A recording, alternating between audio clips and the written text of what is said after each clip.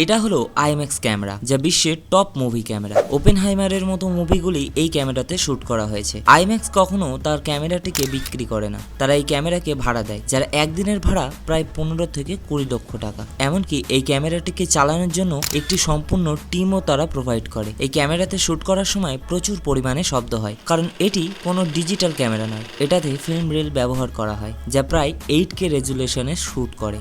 IMAX শুধু একটি camera নয়, এটা হলো এক ধরনের এক্সপিরিয়েন্স। এই ক্যামেরায় শুট করা মুভিগুলি দেখার জন্য আইম্যাক্স থিয়েটার আছে, এমনকি এই মুভিগুলিকে প্রজেকশন করার জন্য আইম্যাক্স নিজস্ব প্রজেক্টরও ব্যবহার করে। এছাড়া তাদের থিয়েটারে বিশেষ রকমের সারাউন্ডিং সাউন্ডের ব্যবস্থা থাকে, যেখানে 18x24 মিটারের বড় একটি স্ক্রিন থাকে, যার রেজুলেশন 1.43:1। আইম্যাক্সের এই কস্টলি ক্যামেরা সবাই ব্যবহার করতে পারে না, তাই তারা এর বিকল্প হিসেবে আরো কিছু ক্যামেরা বার করেছে, যেমন আইম্যাক্স ডিজিটাল 2K ক্যামেরা এবং IMAX with laser 4K camera.